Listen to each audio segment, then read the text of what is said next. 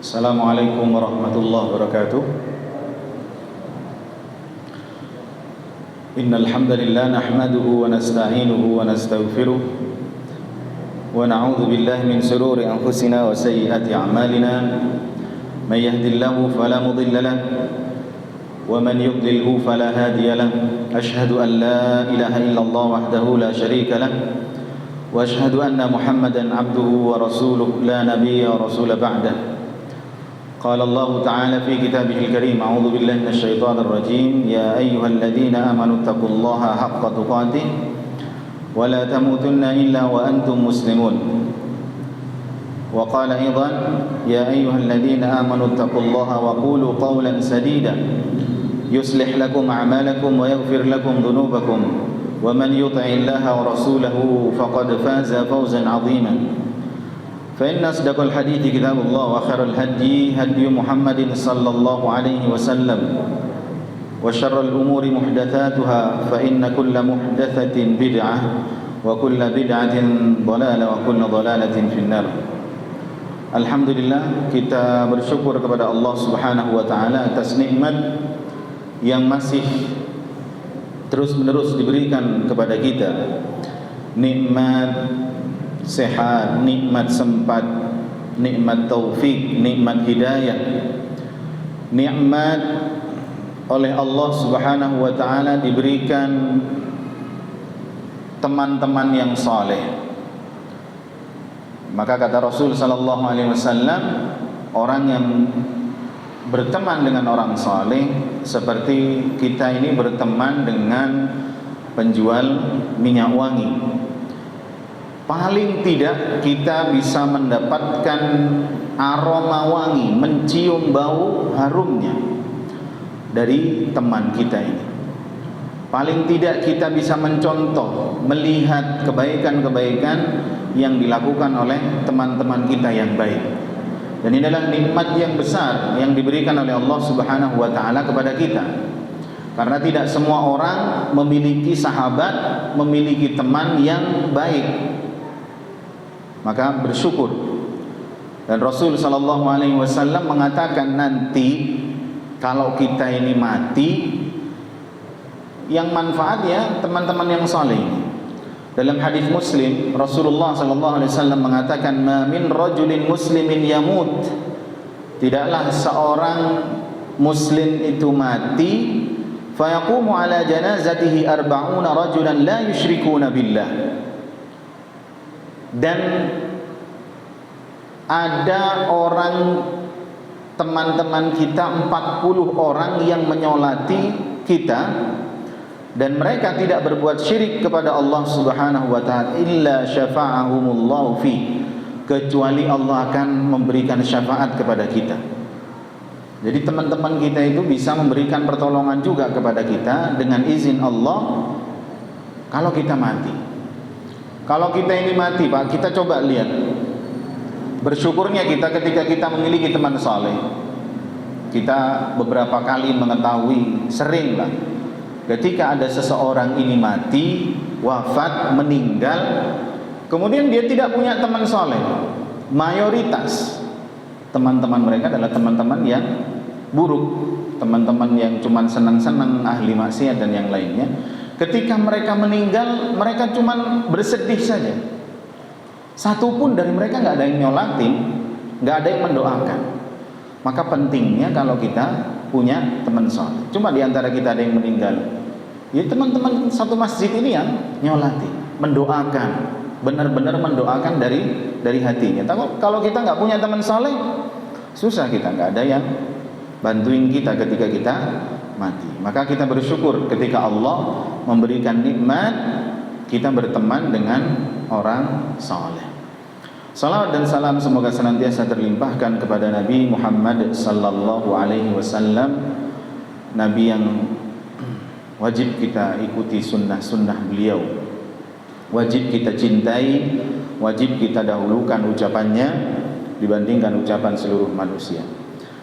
Para jemaah yang dirahmati oleh Allah Subhanahu wa taala, kita lanjutkan kajian kita. Di pertemuan yang lalu kita mempelajari tentang iman kepada Allah Subhanahu wa taala. Masih di hadis Jibril di dalam himpunan putusan tarjih, kita masih di Kitabul Iman dan masih sampai kepada iman kepada Allah Subhanahu wa taala. Di pertemuan yang lalu kita mempelajari tauhid rububiyah, yaitu kita mentauhidkan Allah, mengesahkan Allah dalam segala perbuatannya. Artinya bahasa ringannya, simpelnya kita yakin, kita iman bahwa hanya Allah Subhanahu wa taala yang menciptakan segala sesuatu. Percaya, yakin, beriman, mentauhidkan hanya Allah Subhanahu wa taala yang menciptakan segala sesuatu. Makhluk ini Allah yang menciptakan. Dan tauhid rububiyah ini mencangkup 3 hal. Di pertemuan yang lalu kita bahas ini. Allah menciptakan segala sesuatu itu mencangkup 3 hal. Yang pertama, al-khalqu, penciptaannya. Jadi Allah yang maha menciptakan segala sesuatu. Bahkan ketika di dalam ayat, di dalam hadis, Allah Subhanahu wa taala menantang sesembahan-sesembahan yang lainnya. Sekutu-sekutu yang disembah oleh makhluk selain Allah ditantang untuk menciptakan ciptaan Allah Subhanahu wa taala, dan pasti tidak akan mampu. Kemudian yang kedua, rububiyah mencangkup al-khalqu, penciptaan, dan yang kedua adalah al-mulku, kepemilikan, yang menguasai. Ini semua milik Allah Subhanahu wa taala. Dan di pertemuan yang lalu kita membahas juga bahwa kita boleh saja menyembah selain Allah, boleh, dengan 4 syarat. Yang pertama, yang kita sembah itu bisa menciptakan sebagaimana yang Allah ciptakan. Tidak ada. Maka yang lain tidak berhak. Kalau ada, bisa saja ada yang bisa membuat gunung misalnya, boleh kita nyembah, tapi kan nggak ada, nggak bisa. Manusia tidak akan pernah bisa menyaingi Allah Subhanahu wa taala. Kalaupun dia tidak bisa menciptakan, paling tidak dia memiliki saham di alam semesta ini. Baru kita boleh menyembah. Dia yang punya laut, dia yang punya pulau, dia yang punya bintang, dia yang punya matahari misalkan. Sebagian saja boleh kita nyembah selain Allah. Kalau 2 ini tidak bisa, paling tidak dia ikut andil dalam mengatur alam semesta. Dia mungkin yang memberikan warna kepada Lombok, mungkin dia yang menggeser matahari dan seterusnya. Tapi nggak mungkin. 3-tiganya tidak mungkin. Mungkin juga yang keempat, dia bisa memberikan syafaat nanti di akhirat. Tapi semuanya tidak mungkin. Kalau ada yang memungkinkan, maka boleh kita nyembah selain Allah. Berhubung tidak mungkin, maka haram hukumnya kita menyembah selain Allah, beribadah kepada selain Allah Subhanahu wa ta'ala. Yang kedua adalah al-mulku. Kemudian yang terakhir yang belum kita bahas adalah tauhid rububiyah ini, penciptaan Allah Subhanahu wa taala ini. Allah mengesahkan Allah Subhanahu wa taala dalam segala perbuatannya. Yang ketiga adalah at-tadbir. Selain Allah menciptakan, selain Allah memiliki, Allah juga at-tadbir, mengatur. Dan at-tadbir, mengatur ini terdiri dari 3 poin. Tasiru nizamil kaun, menjalankan aturan alam semesta ini. Yang kedua adalah al-qadaru fi qismatil azraq, arzaqi wal a'mari wal hay'ati nahwi dzalik. Menetapkan atau membagi rizki, umur, kondisi, rupa, dan lain sebagainya. Al-ba'tsu wan nusyur, dan Allah juga mengatur hari kebangkitan. Jadi hanya Allah yang mengatur 3 hal di atas.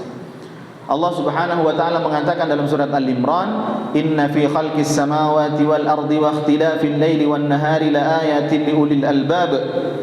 Sesungguhnya dalam penciptaan langit dan bumi dan silih bergantinya malam dan siang terdapat tanda-tanda bagi orang yang berakal. Allah juga mengatakan, "Khalaqas samawati wal arda bil haqq." Dia menciptakan langit dan bumi dengan tujuan yang benar. Yukawwirul laila 'alan nahar wa yukawwirun nahara 'alal lail. Dia menutupkan malam atas siang, menutupkan siang atas malam. wa sakhkhara asy-syamsa wal qamar, dan menundukkan matahari dan bulan. Kullu yajri li ajalin musamma, masing-masing berjalan menurut waktu yang ditentukan. Ala huwal azizul ghaffar, ala huwal azizul ghaffar, ingatlah dia Allah yang maha perkasa dan maha pengampun. Allah juga mengatakan dalam surat Yasin, lasyamsu yanbaghi laha an tudrikal qamar wal lailu sabiqun nahar wa kullun fi falaki yasbahun. Tidaklah mungkin bagi matahari mendapatkan bulan, dan malam pun tidak dapat mendahului siang, dan masing-masing beredar pada garis edarnya. Wa min ayati khalqus samawati wal ardi wa ikhtilafi alsinatikum wa alwanikum inna fi dzalika laayatin lil alamin. Dan di antara tanda-tanda kekuasaannya ialah menciptakan langit dan bumi, dan berlainan-lainan bahasamu dan warna kulitmu. Sesungguhnya pada yang demikian itu benar-benar terdapat tanda-tanda bagi orang yang mengetahui. Afaman huwa qa'iman ala kulli nafsin bima kasabat wa ja'alu lillahi syuraka'a qul sammuhum. Maka apakah Tuhan yang menjaga setiap diri mereka terhadap apa yang diperbuatnya sama dengan yang tidak demikian sifatnya? Mereka menjadikan beberapa sekutu bagi Allah. Katakanlah, sebutkanlah sifat-sifat mereka. Maka para jemaah yang dirahmati oleh Allah Subhanahu wa taala, dari ayat-ayat tersebut jelas Allah Subhanahu wa taala selain menciptakan, memiliki dan juga mengatur seluruh alam semesta ini. Makanya enggak pernah kemudian siang mendahului malam, malam mendahului siang, tidak. Semuanya Allah Subhanahu wa taala yang atur. Bagaimana oksigen, bagaimana angin, bagaimana semuanya Allah Subhanahu wa taala bukan hanya menciptakan dan memiliki, tapi semua mengatur. Termasuk mengatur semua makhluk yang ada di muka bumi ini. Allah mengatakan dalam surat Al-An'am, wa 'indahu mafatihul ghaib la ya'lamuha illahu wa ya'lamu ma fil barri wal bahr. Dan pada sisi Allah kunci-kunci semua yang gaib. Tidak ada yang mengetahui kecuali Allah sendiri, dan Dia mengetahui apa yang ada di daratan dan apa yang ada di lautan. Wa ma tasqutu min waraqatin illa ya'lamuha wa la habatin fi dhulumatil ard wa la ratbin wa la yabisin illa fi kitabin mubin. Dan tidaklah sehelai daun pun yang gugur melainkan Dia mengetahuinya pula. Dan tidak jatuh sebutir biji pun dalam kegelapan bumi, dan tidak sesuatu yang basah atau yang kering melainkan tertulis dalam kitab Lauhul Mahfuz. Wa ka'ayyin min dabatin la tahmilu rizqaha Allahu yarzuquha wa iyyakum wa huwas samiul alim. Dan berapa banyak binatang yang tidak dapat membawa, mengurus rizkinya sendiri. Allah lah yang memberi rizki kepada mereka dan kepadamu, dan Dia maha mendengar lagi maha mengetahui. Allah semuanya tahu. Dan kita wajib meyakini ini para jemaah, Allah tahu kapan satu tetes hujan itu akan menetes di muka bumi yang mana, tahu. Kapan waktunya, tanggal berapa, detiknya, semua Allah yang ngatur. Dari yang besar sampai yang kecil itu Allah Subhanahu wa taala yang ngatur. Kapan daun pohon jati itu jatuh, kapan daun pohon mahoni itu jatuh, di mana, kapan, malam atau siang, semuanya Allah Subhanahu wa taala yang ngatur. Dan ini wajib kita yakini. Hujan meskipun hanya rintik-rintik, kapan itu menetes, di bagian bumi yang mana, itu Allah semuanya yang ngatur. Yang di daratan maupun yang di lautan, semuanya yang ngatur. Maka para raja, sebesar apapun kekuasaannya di muka bumi ini, raja itu nggak mungkin ngatur seluruh rakyatnya satu persatu, Pak.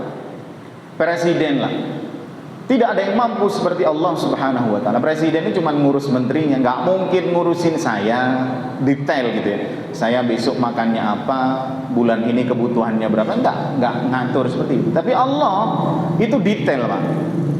Detail. Kebutuhan saya, istri saya, anak-anak saya, detail. Itu ditanggung, diatur oleh Allah Subhanahu wa taala. Bukan hanya saya, tapi juga hewan-hewan. Kata Allah Subhanahu wa taala tadi apa? Wa ka'ayyin min dabatin la tahmilu rizqaha. Dan berapa banyak binatang yang tidak dapat membawa, mengurus rizkinya sendiri. Allahu yarzuquha wa iyyakum. Allah lah yang memberi rizki kepadanya dan kepadamu. hewan yang kecil sampai yang besar, di darat, di lautan, di udara, semuanya Allah yang ngatur, yang menjamin rizkinya. Jadi bukan hanya menciptakan, memiliki, tapi juga ngatur, Pak. Mau itu semut, mau itu kalajengking, mau itu cacing, mau itu gajah, mau itu paus, ikan teri, hiu, mau ikan tongkol, mau ikan janglus, semuanya Allah yang ngasih rizki kepada mereka. Detail, semua makhluknya Allah atur.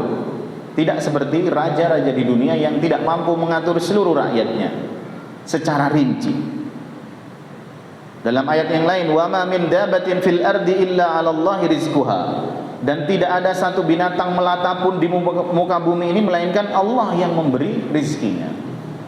Maka kalau kita paham tentang tauhid rububiyah ini, kalau kita yakin, maka kita sudah tenang para jemaah, sudah tenang.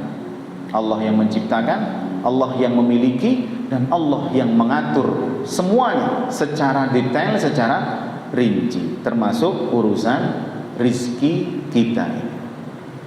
Maka jangan pernah khawatir urusan rizki. Kalau kita ini khawatir ketika punya anak, ini keliru, Pak. Pikiran ini adalah keyakinan, pemikiran yang sesat. Kata para ulama, sesat dan menyesatkan. Kalau kita mengatakan, lah anakmu berapa? Anak saya 2. Gak punya anak lagi, waduh saya takut nanti mau makan apa, begini dan begitu dan seterusnya. Jangankan anak kita ini tidak menanggung rizki kita sendiri, Pak. Kita ini yang menjamin adalah Allah Subhanahu wa ta'ala. Jadi jangan pernah khawatir. Kalajengking dan anak-anaknya itu dijamin oleh Allah. Semut dan anak-anaknya itu dijamin oleh Allah rizkinya. Kambing dan anak-anaknya itu dijamin rizkinya oleh Allah Subhanahu wa ta'ala. Seluruh makhluk, binatang melata di muka bumi, apalagi kita manusia yang punya akal pikiran, punya hati, dan beriman kepada Allah Subhanahu wa ta'ala. Tentunya Allah lebih menjamin lagi, Pak. Maka jangan pernah khawatir tentang rizki kita. Semuanya telah dijamin, telah ditetapkan oleh Allah Subhanahu wa ta'ala. Hatta kita punya istri 4, anak 15 atau 20, tidak usah khawatir. Kalau mampu kita, jangan tiba-tiba rabi papat ya. Wis tak rabi papat saya, engkau rezeki apa cari Allah. Ya ini sembrono namanya. Ya harus siap semua, dari ilmunya, dari hartanya, dari mentalnya, dari fisiknya. Ini semua harus siap, 4 hal ini. Kalau nggak siap, ojo wani-wani maju nikah lagi. Tapi kalau 4 ini siap, dari istri suami siap, nikah lagi. Nggak apa. Kok bahas nikah ini? Termasuk bagian dari iman juga. Kita lanjutkan di dalam himpunan putusan Tarjih Muhammadiyah. Matan yang selanjutnya, wal awwalu bila bidayatin wal akhiru bila nihayatin. Di situ tertulis oleh para ulama Muhammadiyah, dituliskan, dan dialah yang pertama tanpa permulaan dan yang terakhir tanpa penghabisan. Para ulama Tarjih Muhammadiyah mendalilkan dengan surat Al-Hadid dan surat Ar-Rahman. Allah Subhanahu wa ta'ala mengatakan, huwal awwalu wal akhiru wal zahiru wal batin wa huwa bikulli syai'in alim. Dialah yang awal dan yang akhir, yang zahir dan yang batin, dan dia maha mengetahui segala sesuatu. Kullu man 'alaiha fan. Semua yang ada di bumi itu akan binasa. Wa yabqa wajhu rabbika dzul jalali wal ikram. Dan tetap kekal zat Tuhanmu yang mempunyai kebesaran dan kemuliaan. Jadi Allah Subhanahu wa ta'ala itu adalah yang awal tanpa permulaan dan yang akhir tanpa penghabisan, kekal selama-lamanya. Lalu ada sebagian pemikiran yang keliru, yang sesat, yang salah, ketika mungkin di sekitar tahun 2000-an, mungkin 2005 apa 2007 dulu itu, ada buku yang berjudulkan ternyata akhirat tidak kekal. Jadi ada sebagian pemikiran-pemikiran yang keliru ketika mengatakan yang kekal itu adalah hanya Allah. Kullu man 'alaiha fan, semua yang ada di bumi itu akan binasa. Wa yabqa wajhu rabbika dzul jalali wal ikram, yang kekal itu hanya Allah Subhanahu wa taala. Dan dia berdalil juga dengan surat Al-Qasas ayat 88, kullu syai'in halikun illa wajh, segala sesuatu itu pasti binasa, pasti hancur kecuali Allah Subhanahu wa taala. Ini pemikiran yang keliru. Allah menciptakan surga dan neraka itu adalah kekal sesuai dengan kehendak Allah Subhanahu wa taala, bukan kekal zatnya. Kalau Allah Subhanahu wa taala ini kekal dengan sendirinya, zatnya sudah kekal tanpa permulaan dan tanpa akhir, kekal selama-lamanya. Tapi kalau surga dan neraka ini kekal bukan karena zatnya, tapi karena kehendak Allah Subhanahu wa taala, dan Allah Maha mampu. Lah kalau surga dan neraka enggak kekal, ngapain kita beramal? Kita masuk surga cuma sebentar, masuk neraka cuma sebentar, pada akhirnya hilang semua, habis. Tidak seperti itu. Surga dan neraka adalah makhluk yang diciptakan oleh Allah Subhanahu wa taala dan kekal menurut kehendak Allah Subhanahu wa taala. Jadi kekalnya itu karena kehendak Allah Subhanahu wa taala, bukan karena zatnya. Kalau ada orang yang mengatakan bahwa akhirat tidak kekal, surga neraka tidak kekal, maka itu adalah pemikiran yang keliru. Kemudian di dalam himpunan putusan tarjih juga disebutkan wala yashbihuhu syai'un minal kainat, dan tidak ada sesuatu apapun yang menyamainya.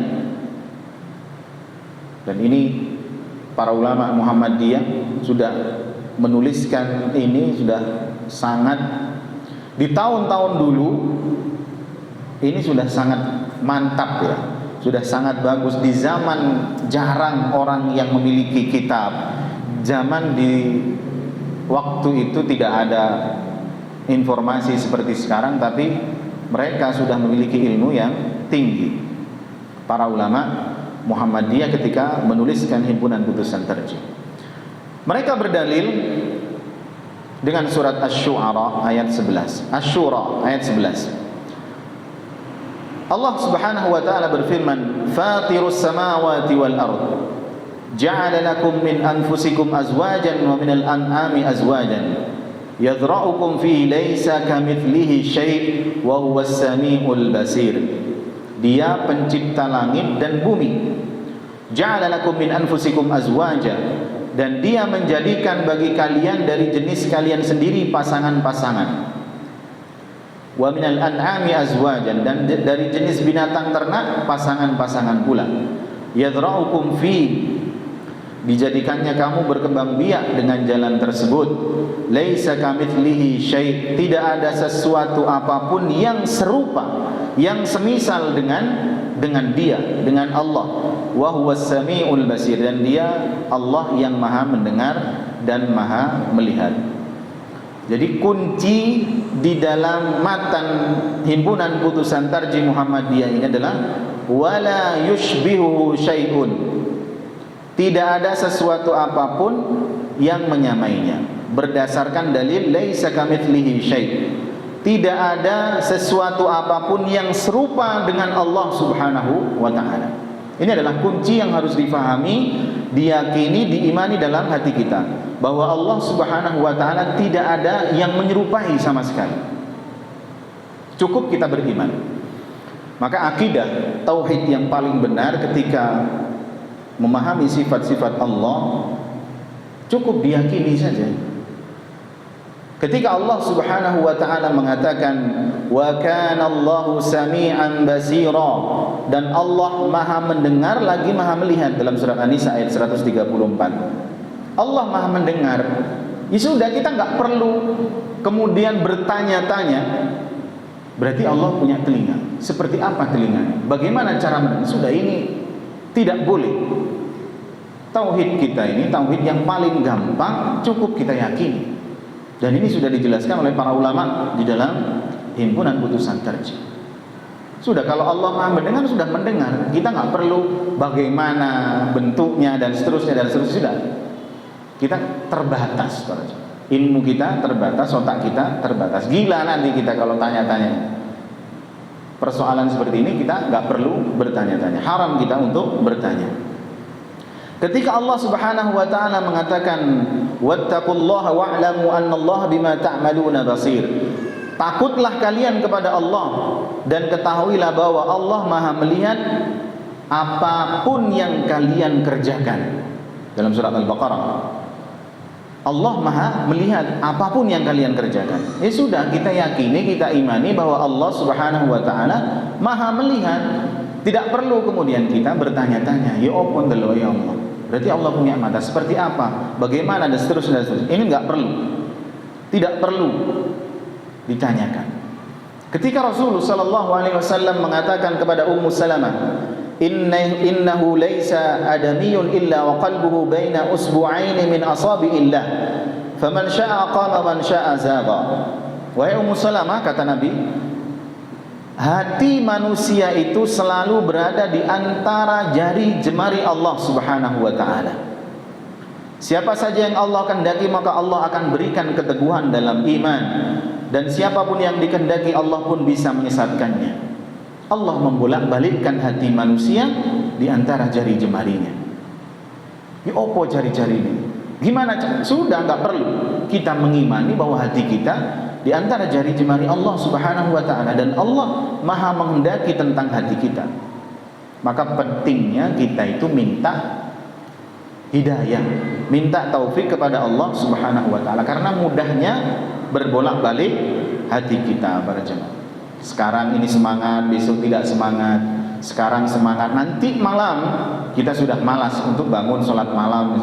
Ini kan berbolak-balik hati kita di antara jari jemari Allah. Tidak perlu bertanya bagaimana, ya opo carane, bagaimana bentuknya dan seterusnya. Enggak perlu.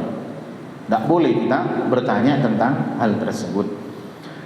Ketika Allah Subhanahu wa taala juga mengatakan tsumma stawa 'alal 'arsy, kemudian dia Allah Subhanahu wa taala bersemayam di atas 'arsy, di atas singgasana Allah Subhanahu wa taala.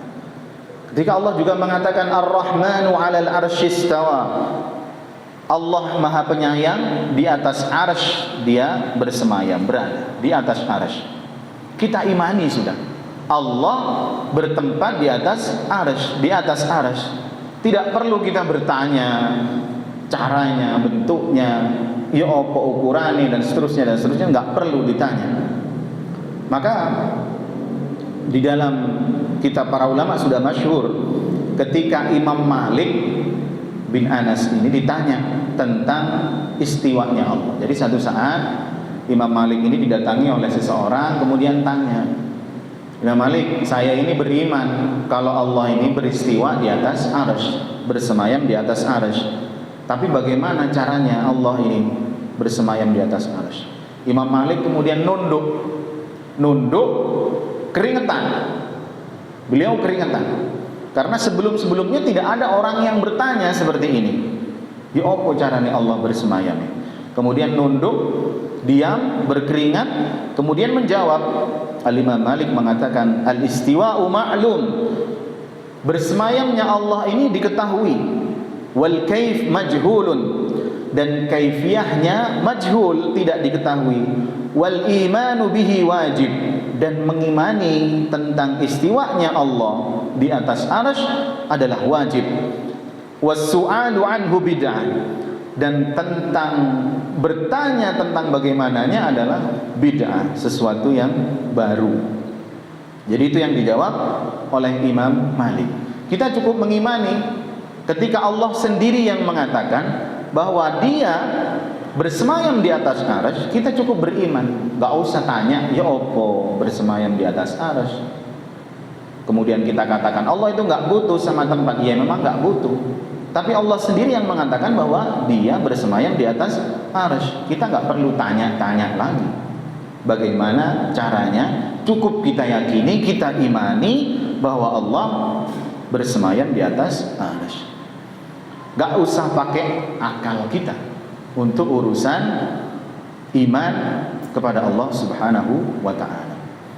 Ketika juga yang sebagian kaum muslimin keliru memahami tentang hadis Rasul sallallahu alaihi wasallam, ini masih tentang bahwa laisa kamitslihi syai'. Allah itu, kata ulama Muhammadiyah di dalam himpunan putusan tarjihnya, Allah tidak ada yang menyerupai. Sesuatu apapun tidak ada yang serupa dengan Allah Subhanahu wa taala. Jadi enggak usah pakai akal. Sebagian kaum muslimin keliru ketika memahami hadis Rasul sallallahu alaihi wasallam. Kurang tepat ketika memahami hadis Nabi Muhammad sallallahu alaihi wasallam. Rasul sallallahu alaihi wasallam bersabda dalam hadis yang diriwayatkan oleh Bukhari dan Muslim, "Yatanazzalu Rabbuna tabaraka wa ta'ala kulla lailatin ila sama'id dunya hina yabqa thuluthul lail akhir." Allah Subhanahu wa ta'ala, Rabb kita tabaraka wa ta'ala,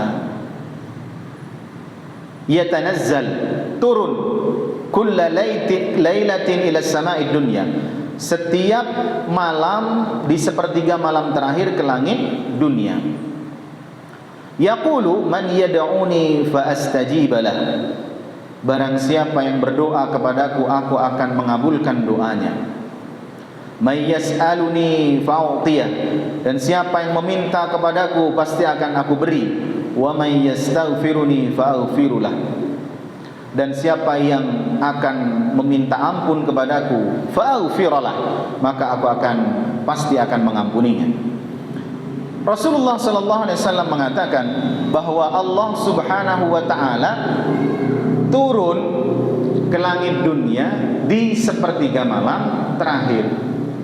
Ya sudah Pak, kita tinggal imani dan sholat malam. Jangan tanya, ya apa mudune Allah? Di Papua sepertiga malam terakhir, di sini belum. Nanti di sini sepertiga malam terakhir, di Papua sudah tidak. Kemudian di Sumatera nanti 1 jam lagi baru sepertiga malam terakhir, terus berputar. Kalau gitu Allah tidak kembali ke Arsy. Dia tetap di langit dunia. Seluruh bumi tidak pernah kosong dari waktu sepertiga malam terakhir. Di sini sepertiga, di sini terus berputar. Maka Allah tidak kembali. Ini kan pakai akal kita. Pakai akal. Ketika Rasulullah SAW mengatakan bahwa Allah turun di sepertiga malam terakhir, sudah kita imani, Allah turun. Kita tinggal bangun, sholat malam, minta doa, fokuskan kepada itu, beriman, kemudian berdoa kepada Allah Subhanahu wa ta'ala. Ini kan pakai akal. Urusan Allah Subhanahu wa ta'ala turun di muka bumi ini, itu Allah yang punya waktu, Allah yang punya tempat, Allah yang maha segala sesuatu, maha mampu atas segala sesuatu. Diatur bagaimana caranya, sudah kita nggak perlu tanya bagaimana cara turunnya Allah, waktunya kapan. Yang kita yakini adalah sepertiga malam terakhir. Tidak perlu kita otak-atik dengan akal kita, cukup diimani saja. Kemudian bangun sholat malam, kita ngotak-ngatik ini tahajud nggak tahajud, kan percuma nanti. Kita juga ketika melihat hadis Rasul sallallahu alaihi wasallam, Allah berfirman dalam hadis qudsi yang diriwayatkan oleh Imam Muslim. Allah mengatakan, fa idza qala al-'abdu, ketika salat ya para jemaah, ketika salat Allah Subhanahu wa taala mengatakan, ketika hambaku mengucapkan Al-Fatihah, alhamdulillahirabbil alamin.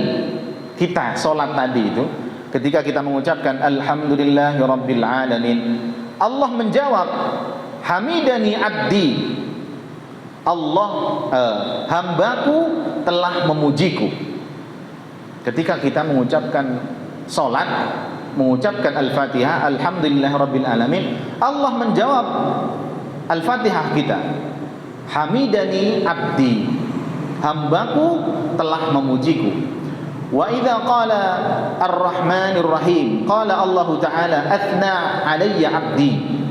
Ketika kita mengucapkan ar-rahman ar-rahim, maka Allah mengatakan, menjawab ucapan kita, hambaku telah menyanjungku.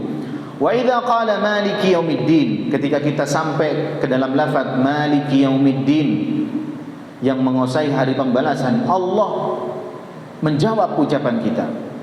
Majjadani abdi, hambaku telah mengagungkanku. Hadisnya sahih diriwayatkan oleh Imam Muslim. Lah kalau kita iman Pak sama hadis ini, sama hadis qudsi ini, Allah berfirman dalam hadis qudsi diriwayatkan oleh Imam Muslim, kita enggak perlu bertanya-tanya lagi. Ketika kita mengucapkan alhamdulillahirabbil alamin arrahmanir rahim maliki yaumiddin, Allah menjawab ucapan kita, kita imani, oh iya, Allah menjawab ucapan kita. Ini bentuk tauhid kita kepada Allah Subhanahu wa taala. Kita enggak perlu, ya apa caranya jawab Allah? Berapa banyak manusia melafadzkan Al-Fatihah? Di Kabupaten Lumajang saja ini berapa? Kita nggak sama waktu di sholatnya. Ada kita sholat duluan di musola sebelah, sholatnya kacek 5 menit. Gimana cara jawabnya Allah? Jutaan, triliunan manusia. Kita nggak perlu tanya. Wal kaif majhul, was su'alu anhu bid'ah. Bagaimananya itu majhul, tidak perlu dipertanyakan. Jadi untuk sifat-sifat Allah Subhanahu wa taala kita cuma iman saja Pak, enggak usah bertanya-tanya. Kita bertanya tentang hal tersebut, termasuk hal yang baru, hal yang bid'ah, dan termasuk sifat-sifat yang lain. Ketika Allah Subhanahu wa taala mengatakan tentang sifat-sifatnya, cukup kita imani saja, tidak perlu bertanya-tanya. Dan di dalam banyak buku-buku Muhammadiyah, termasuk masalah tanya jawabnya Muhammadiyah, ini sudah dijawab tentang Allah bersemayam di atas arsy. Jadi keyakinan salafus saleh dan para sahabat ini diyakini oleh Muhammadiyah juga bahwa Allah itu bersemayam di atas arsy. Bukan kemudian Allah itu di mana-mana, tidak bertempat, tidak di selatan, tidak di utara, tidak di barat, tidak di timur, tidak di atas, tidak di bawah, tidak bertempat. Ini keyakinan yang keliru. Allah sendiri yang mengatakan bahwa Allah di atas arsy. Ar-Rahmanu 'alal arsy istawa, tsumma istawa 'alal arsy, dan banyak hadis-hadis yang lain, ayat-ayat yang lain menjelaskan tentang semayamnya Allah di atas arsy. Ini tentang tauhid rububiyah, dan matan-matan yang selanjutnya di dalam himpunan putusan tarjih ini menjelaskan tentang tauhid uluhiyah. Dan yang terakhir para jamaah yang dirahmati oleh Allah Subhanahu wa taala, sebelum kita akhiri, kita ini oleh Allah Subhanahu wa taala diperintahkan untuk senantiasa bersedekah, untuk berinfak di jalan Allah Subhanahu wa taala. Di bulan Ramadan kemarin kita sudah diperintahkan bahwa Rasul sallallahu alaihi wasallam wa kana ajwadu fi Ramadan, dan Rasul sallallahu alaihi wasallam lebih dermawan lagi di bulan Ramadan. Di bulan Ramadan kita diperintahkan untuk banyak bersedekah dibandingkan bulan-bulan yang lain. Dan ketika Rasul sallallahu alaihi wasallam mengatakan was-shadaqatu burhan, sedekah yang kita keluarkan ini burhan. Burhan itu bukti para jamaah, bukti keimanan kita. Jadi kalau kita punya duit, semua jamaah di sini punya duit, oleh Allah dikasih duit sama 100 juta semua. Burhan, bukti dari keimanan kita itu dengan kita berani mengeluarkan uang tersebut. Di antara kita punya uang 100 juta semua. Siapa yang paling banyak mengeluarkan harta di jalan Allah, maka dia yang paling tinggi imannya. Berbanding lurus. Ketika kita berani mengeluarkan harta di jalan Allah, itu berbanding lurus dengan keimanan kita kepada Allah Subhanahu wa taala. Semakin kita tidak berani mengeluarkan harta di jalan Allah, maka semakin kecil juga keimanan kita kepada Allah Subhanahu wa taala. Kalau kita punya duit ya, kalau nggak punya nggak ada urusan. Kalau kita sama-sama punya uang. Dan seorang muslim itu harus mengatur investasi akhiratnya.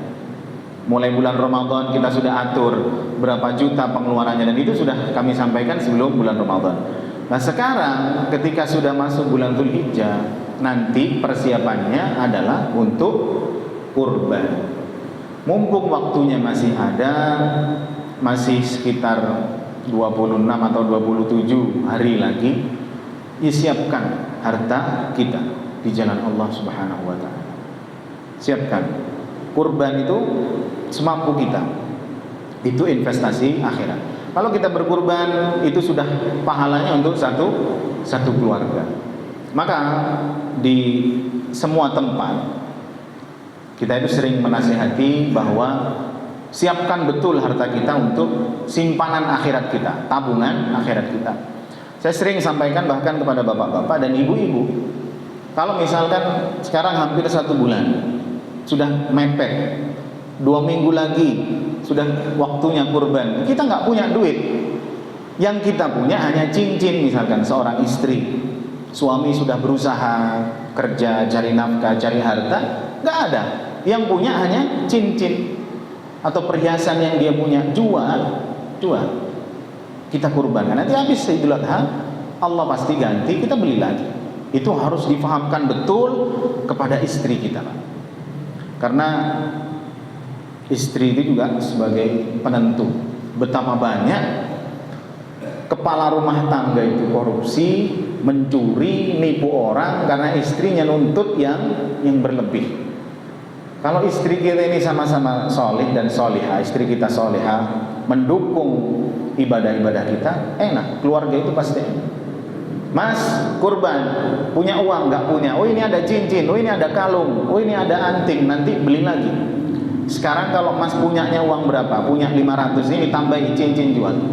Dan istri yang baik pasti seperti itu, mendukung amal soleh dari suaminya.